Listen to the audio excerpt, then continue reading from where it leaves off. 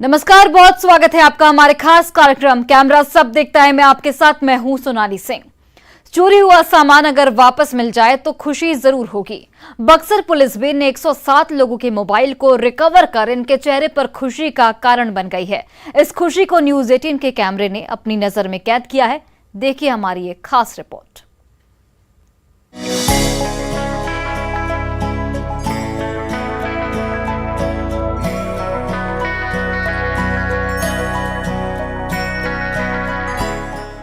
आपका चोरी हुआ सामान अगर वापस मिल जाए तो आप खुशी से झूमने लगेंगे ना। इन खिले खिले चेहरों के पीछे भी यही राज है। ये मुस्कान बता रही है कि जिस चोरी हुए सामान को वापस पाने की उम्मीद ये लोग छोड़ चुके थे, अब इन्हें वापस मिल गया है। उस पर भी अगर चोरी हुआ मोबाइल मिल जाए तो फिर वाह भाई वाह, क्योंकि मोबाइल तो जरूरी है। दरअसल बक्सर में कुछ दिन पहले मोबाइल चोरों ने उत्पात मचा रखा था। एक नहीं, दो नहीं, बल्कि 107 लोगों से मोबाइल चोरी कर ली गई थी। जिनके मोबाइल चोरी हुए उन्होंने पुलिस से शिकायत तो की, पर ये मन बना चुके थे कि मोबाइल तो अब हाथ से गया। लेकिन उनकी अच्छी किस्मत और पुलिस की सक्रियता से चोरी के 107 मोबाइल बरामद कर लिए गए। पुलिस ने लोगों को बुलाकर जब उनका मोबाइल उनके हाथ में दिया तो उनकी खुशी का जैसे ठिकाना ही नहीं था। जब बक्सर पुलिस के पास कई इलाकों से मोबाइल चोरी की घटनाएं सामने आने लगी थी, तभी सभी थानों में दर्ज मामलों की जांच करते हुए मोबाइल रिकवरी अभियान चलाया गया। कई फेज में चले इस अभियान में अब तक लगभग 800 मोबाइल रिकवर किए जा चुके हैं। छठा फेज था। छठे फेज में जो है कि हम लोगों ने कुल 107 मोबाइल बरामद किए और इन 6 फेज में हम लोग करीब 800 के आसपास मोबाइल जो चोरी का है, छिनतई का है या अन्य किसी कारण से जो लीगल गार्डियन हैं उनके पास से मोबाइल निकल गया। अभी तक हम लोगों ने 850 के आसपास मोबाइल अपने टेक्निकल सेल के सहयोग से उसको बरामद करके जो वैध अभिभावक हैं मोबाइल के, उनको कागज के सत्यापन के पश्चात उनको हम लोगों ने सौंपा है। मोबाइल गुम या चोरी हो जाए तो परेशान होना लाजमी है, क्योंकि आज मोबाइल केवल फोन पर बात करने का ही जरिया नहीं रह गया है। बैंक और व्यापार सहित कई जानकारियां भी इसमें होती हैं और आम तौर पर मोबाइल गुम होने के बाद लोगों में यह धारणा बन जाती है कि अब उनका मोबाइल नहीं मिलेगा। लेकिन यहाँ बक्सर पुलिस की सक्रियता से इन 107 लोगों के हाथ में इनके मोबाइल फिर से आ गए और अब इनका चेहरा खुशी से खिल उठा है। न्यूज़ 18 के लिए बक्सर से पुष्पराज की रिपोर्ट। सोशल मीडिया पर इन दिनों महिलाओं का एक ग्रुप खूब सुर्खियां बटोर रहा है। इन महिलाओं ने अपने पति के बुढ़ापे पर एक गाना गाया है जिसे लोग अब खूब पसंद कर रहे हैं। आप भी सुनिए।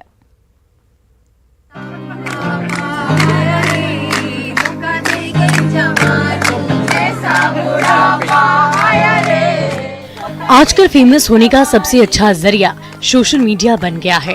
थोड़ा सा हटके कुछ पोस्ट किया और आप फेमस हो जाएंगे। आपका कौन सा वीडियो कब वायरल हो जाए ये कहा नहीं जा सकता। हर दिन हमें अपने सोशल मीडिया पर कोई ना कोई ट्रेंडिंग वीडियो जरूर दिख जाती है। इसी बीच आजकल महिलाओं के ग्रुप का वीडियो बहुत ही तेजी से वायरल हो रहा है। इस वीडियो में महिलाएं अपने पति के बुढ़ापे पर गाना गा रही है। इनका गाना सुनकर आप अपनी हंसी को रोक ही नहीं पाएंगे। ये वीडियो आपको इतना एंटरटेनिंग लगेगा कि आप इस वीडियो को बार बार देखना चाहेंगे। आइए हम आपको इस वीडियो के बारे में पूरी बात बताते हैं।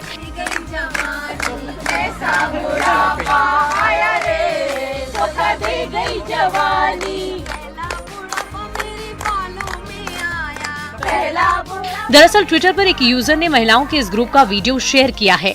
वीडियो किसी पार्टी का लग रहा है जिसमें ये सभी एक साथ एकत्रित हुई है।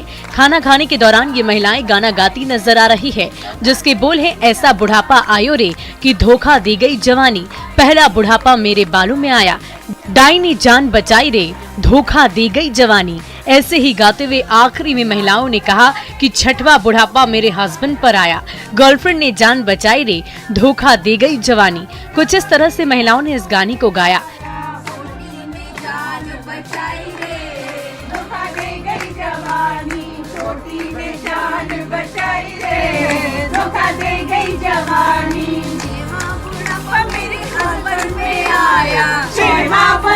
मेरे हस्बैंड में आया, बॉयफ्रेंड ने जान बचाई रे, धोखा दे गई जवानी, बॉयफ्रेंड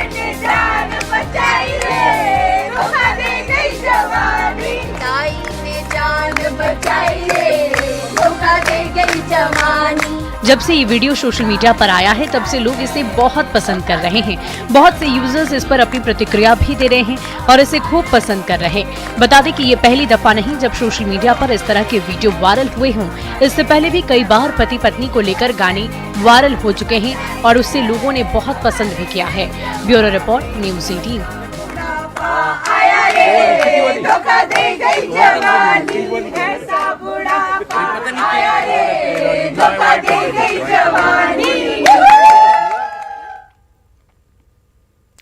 गोपालगंज के लछवार गांव में एक रहस्यमय मंदिर है जहां भूत का मेला लगता है। ऐसा दावा है कि यहां लोगों को भूत बाधा से मुक्ति मिल जाती है।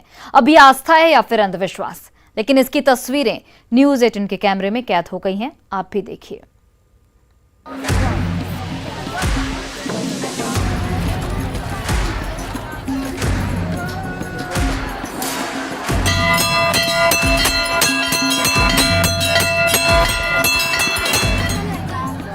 झूले, तरह तरह की मिठाइयों, कपड़ों और साज श्रृंगार की दुकानों वाले मेले के बारे में तो सभी जानते हैं, लेकिन क्या आपने कभी भूतों के मेले के बारे में सुना है? जी हाँ, चौंकिए नहीं। बिहार में हर साल शारदीय नवरात्र के समय एक भूतों की महफिल जमती है। अब इसे आस्था कहें या फिर अंधविश्वास, लेकिन गोपालगंज के लछवार गांव से आई ये तस्वीरें आपके रोंगटे जरूर खड़े कर देगी। जोर जोर से सिर हिलाती और पटकती इन महिलाओं को देखिए। लोग कहते हैं कि इन पर भूत बाधा आई है। गोपालगंज जिला मुख्यालय से 12 किलोमीटर दूर थावे प्रखंड के लछवार गांव में एक ऐसा रहस्यमय मंदिर है जहां कथित तौर पर भूत, डायन और चुड़ैल से पीड़ित लोगों को मुक्ति दिलाने का दावा किया जाता है।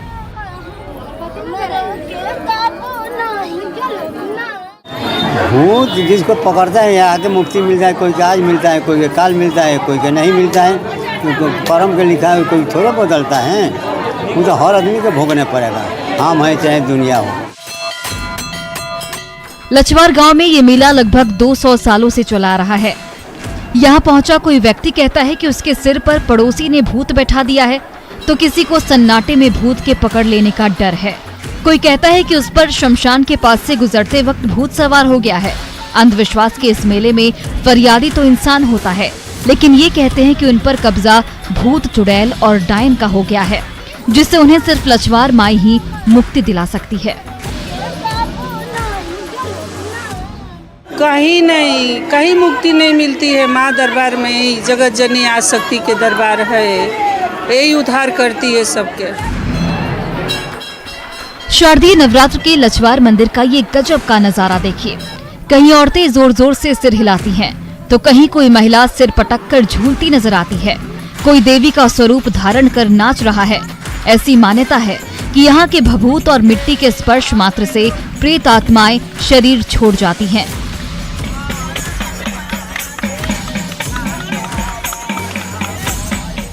प्रेत बाधा से परेशान थे।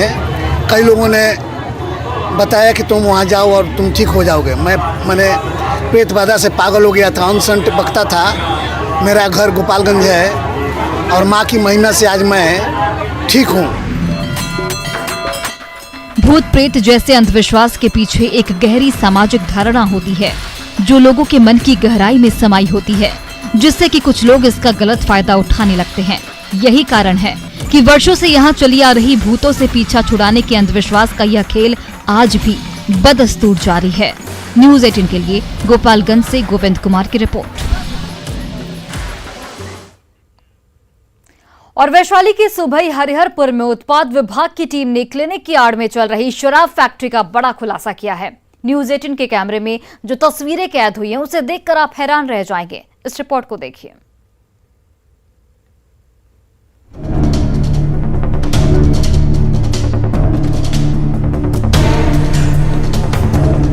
बैनर देखकर आप सोच रहे होंगे कि ये एक क्लिनिक है, लेकिन अगली तस्वीर आपके दिमाग के फ्यूज उड़ा देगी। अरे अरे चौंकिए नहीं, यहाँ मरीजों के इलाज के लिए दवा नहीं बल्कि दारू बनाई जाती है।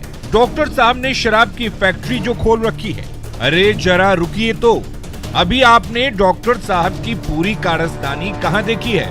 जमीन में बने ये गड्ढे कोई आम गड्ढे नहीं है, इनमें शराब की बोतलें छिपा कर रखी गई है। ये पूरा मामला हाजीपुर का है। दरअसल सदर थाना क्षेत्र के सुबई हरिहरपुर में उत्पाद विभाग की टीम गुप्त सूचना के आधार पर छापेमारी करने गई थी। वहाँ जो नजारा देखा उसके बाद तो उत्पाद विभाग के अधिकारियों के होश उड़ गए। गुप्त सूचना आई थी कि एक मुर्गी का फार्म हाउस है जिसमें 20 पेटी शराब रखा हुआ है और उसको उठा लीजिए। वहाँ डॉक्टर साहब मिलेंगे, आगे के क्लिनिक टाइप का है उस पर बना हुआ, उनको भी उठा लेना है। वही सारा कारोबार चलाते हैं। उस निशानदेही पे हम लोग यहाँ तक पहुँचे, डॉक्टर साहब मिले, उनका क्लिनिक नुमा फैक्ट्री कहिए, मुर्गी फार्म हाउस कहिए, या फिर अब तो शराब फैक्ट्री कह सकते हैं।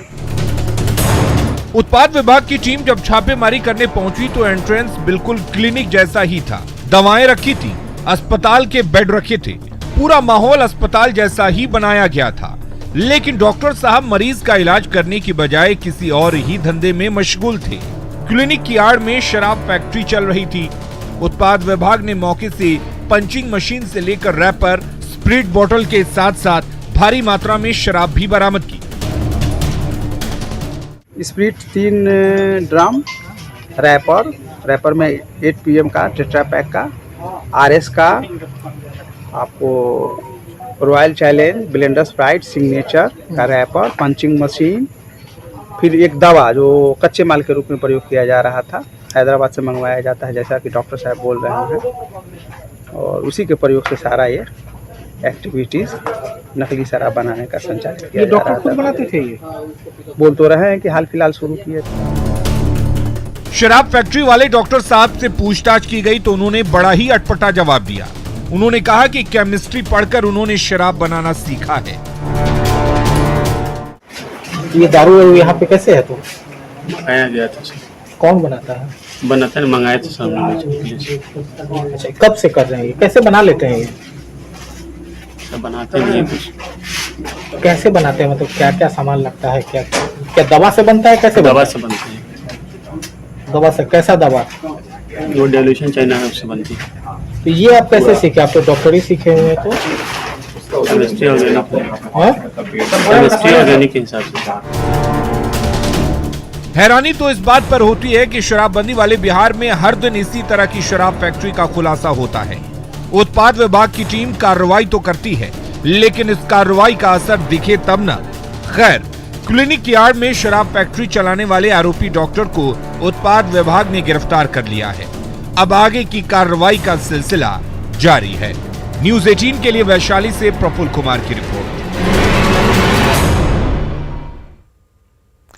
और चुनावी रणनीतिकार प्रशांत किशोर आज जन सुराज पद यात्रा शुरू कर रहे हैं। प्रशांत किशोर की यात्रा कितनी अहम है, बिहार की जनता के लिए कितनी महत्वपूर्ण है, इसका अंदाजा आप इसके दायरे और इसके विस्तार को देखकर समझ सकते हैं। तस्वीरें आपके टीवी स्क्रीन पर, जहां पर प्रशांत की पदयात्रा से बिहार में जनसभा का आयोजन। बिहार की सियासत की सबसे लंबी पदयात्रा, 10 सालों में 10 सर्वश्रेष्ठ राज्य में बिहार को शामिल करना प्रशांत किशोर का लक्ष्य, प्रशांत किशोर का विजन, प्रशांत किशोर का सुपर सियासी हाईवे इस दौरान। और अभी से इसकी शुरुआत हो रही है। प्रशांत किशोर की पदयात्रा की तस्वीरें आपके टीवी स्क्रीन पर, जहां पर प्रशांत किशोर को आप देख रहे हैं। और हमारे सहयोगी आनंद इस वक्त जुड़ गए हैं। आनंद, किस तरीके का माहौल आप देख पा रहे हैं? अब प्रशांत किशोर की पदयात्रा शुरू हो रही है, कितना उत्साह उनके कार्यकर्ताओं में, कितना उत्साह प्रशांत किशोर में, क्योंकि ये सबसे लंबी पदयात्रा बिहार की सियासत की।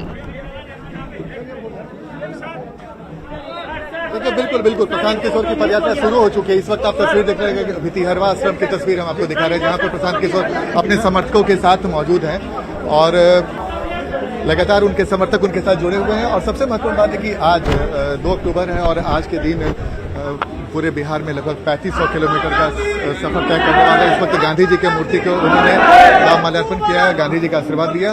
और प्रशांत किशोर ने पहले कहा कि बिहार जो 50 के दशक में देश के अव्वल राज्य में शुमार होता था, अब ऐसी परिस्थितियां क्या हुई कि बिहार सबसे पिछड़ा राज्य हो गया है। तो उनकी प्राथमिकता है कि बिहार की परिस्थिति को सुधारें, बिहार के लोगों के जीवन शैली को बेहतर बनाएं। और इसी वजह से लगातार प्रशांत किशोर इस यात्रा पे निकले हैं। उन्होंने एक बात भी कही है कि वो बदलाव चाहते हैं, ऐसा बदलाव कि जो बिहार के लोगों की जिंदगी बदले, और इसके लिए वो लगातार यात्रा पर जाएंगे, लोगों से मिलेंगे। और सबसे महत्वपूर्ण बात है कि बिहार में जमीनी हकीकत क्या है ये जानने की कोशिश भी प्रशांत किशोर करेंगे। और इसी वजह से प्रशांत किशोर की इस यात्रा को बेहद महत्वपूर्ण माना जा रहा है।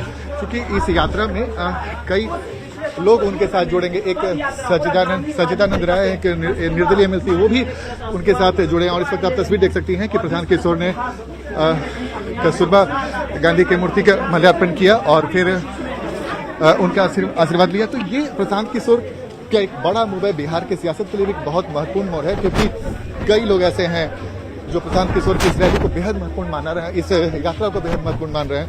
और प्रशांत किशोर की कोशिश है कि इस दौरान जब वो 3500 किलोमीटर का सफर तय करेंगे, उसके बाद कई लोग उनके साथ जुड़ेंगे। और सबसे महत्वपूर्ण बात है कि प्रशांत किशोर को कुशल रणनीतिकार माना जाता है। तो प्रशांत किशोर जब लोगों से बातचीत करेंगे, लोगों के बीच में जाएंगे, उनसे जब बातचीत होगी तो बहुत कुछ उन्हें जानकारी मिलेगी कि बिहार के लोगों का मूड क्या है, बिहार के लोग क्या चाहते हैं। तो प्रशांत किशोर इस यात्रा को इस मायने में भी महत्वपूर्ण माना जा रहा है, क्योंकि प्रशांत किशोर रणनीति के लिए जाने जाते हैं और उनके रणनीति का लोहा भी बिहार की सियासत में, देश के साथ में लोगों ने माना है कई बार मौकों पर। इस वक्त हम आपको तस्वीर दिखा रहे हैं, भितिहरवा आश्रम की तस्वीर दिखा रहे हैं, जहां पे प्रशांत किशोर लगातार जो भी महापुरुष है उनका आशीर्वाद ले रहे हैं और आशीर्वाद लेने के बाद फिर आगे बढ़ रहे हैं। और उनके सफर तक सफेद कुर्ता पायजामा पहने हुए और लोगों के बीच लोगों से बातचीत करते हुए। और ये इस मायने में भी महत्वपूर्ण है क्योंकि 3500 किलोमीटर की पदयात्रा साधारण नहीं होता है और 3500 किलोमीटर की यात्रा प्रशांत किशोर के लिए भी न मायने है बल्कि बिहार की सियासत के लिए भी बहुत महत्वपूर्ण हो सकता है, क्योंकि तो प्रशांत किशोर ने ये भी दावा किया कि कई लोग हैं जो उनके संपर्क में हैं और आने वाले समय में उसकी तस्वीर भी आपको दिखेगी। तो इस मायनों में भी इस यात्रा को महत्वपूर्ण माना जा रहा है। और इस वक्त आप तस्वीर देखिए कि प्रशांत किशोर के साथ बड़ी संख्या में उनके समर्थक भी मौजूद हैं जो लगातार उनके साथ जा रहे हैं और लगातार नारे बजे। यहाँ पे कुछ देर के बाद प्रशांत किशोर गांव में जाके लोगों से वन टू भी मुलाकात करेंगे और उनसे बातचीत करेंगे। और सबसे महत्वपूर्ण है कि जो संवाद स्थापित करेंगे गांव में, जिस गांव में रुकेंगे वहीं पे लोगों से संवाद स्थापित करेंगे और फिर इसके बाद फिर उसी दिन उस गांव में रात्रि विश्राम करने के बाद फिर आगे बढ़ेंगे। लेकिन उससे भी महत्वपूर्ण बात यह है कि प्रशांत किशोर के इस पद यात्रा को बिहार की सियासत में भी महत्वपूर्ण माना जा रहा है, क्योंकि आने वाले 2.25 साल के बाद बिहार में लोकसभा का चुनाव होने वाला है। उसके पहले प्रशांत किशोर की इस यात्रा को लेकर दिखे हुए हैं। और इस वक्त हम आपको तस्वीर दिखा रहे हैं जब प्रशांत किशोर मंच पे पहुंचने वाले हैं और मंच पे पहुंचकर एक सभा को संबोधित भी करेंगे। चूंकि चंपारण महात्मा गांधी की कर्मभूमि है और आज 2 अक्टूबर के दिन जब प्रशांत किशोर यहाँ से पहुंचे हैं और लोगों को संबोधित करने वाले हैं तो वाकई और भी महत्वपूर्ण हो जाता है। तो इस वक्त हम आपको तस्वीर दिखा रहे हैं जब प्रशांत किशोर बैठे हैं, अपने समर्थकों को समझाने की कोशिश कर रहे हैं और सबसे आपसे कुछ देर के बाद एक सभा को संबोधित भी करेंगे। लेकिन हम लगातार कोशिश है कि प्रशांत किशोर के पदयात्रा से जुड़ी हर तस्वीर हम आपको दिखाएं। इस वक्त हम जो आपको तस्वीर दिखा रहे हैं ये प्रशांत किशोर की यात्रा की तस्वीर है, जो भितिहरवा की तस्वीर है। तो इस वक्त भितिहरवा में प्रशांत किशोर अपने समर्थकों के साथ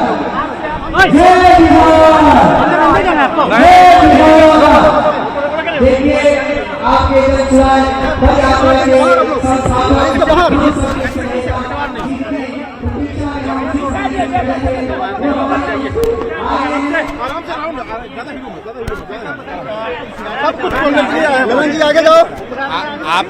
आप अगर स्थिर हो जाएं, अगर आप स्थिर हो जाएं तो मैं बात करता हूं।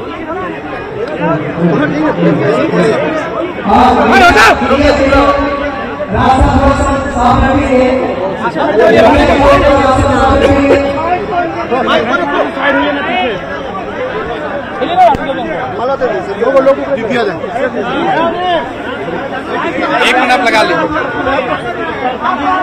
आपकी यात्रा पे काफी निगाहें टिकी हुई है, इस यात्रा का मकसद क्या है? देखिए 5 मई 2022 को पटना में प्रेस वार्ता के जरिए मैंने ये घोषणा करी थी कि बिहार जो आज देश का सबसे गरीब और पिछड़ा राज्य है, इस राज्य में लोगों की स्थिति को जिंदगी को बेहतर बनाने के लिए इस राज्य के विकास के लिए, लोगों के जिंदगी को बेहतर बनाने के लिए मैंने ये संकल्प लिया है कि बिहार में आकर एक नई राजनीतिक व्यवस्था बनाने का प्रयास करेंगे।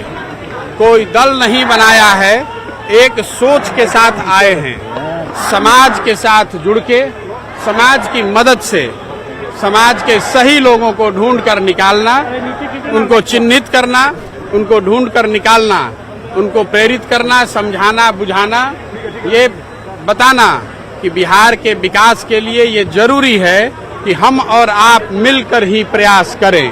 कोई एक व्यक्ति या दल इसको अकेले नहीं कर सकता है। इसलिए ये जो पूरा अभियान मैंने घोषित करा था, उसके तहत मैंने बताया था कि 2 अक्टूबर से गांधी आश्रम भितिहरवा से एक राज्य स्तर का, राज्यव्यापी मैं पदयात्रा शुरू करने जा रहा हूं। आज आप देख रहे हैं 2 तारीख है, मैं आज यहां पर हूं और आज से ही ये पदयात्रा हम लोग शुरू करेंगे। पदयात्रा के दौरान बिहार के ज्यादातर प्रखंड, शहर और पंचायतों तक पैदल चलकर पहुंचने का प्रयास है, ताकि लोगों से मिलकर उनसे सीधा संवाद स्थापित किया जा सके। और चलिए फिलहाल इस बुलेटिन में बस इतना ही। आप देखते रहिए न्यूज़ 18 बिहार झारखंड।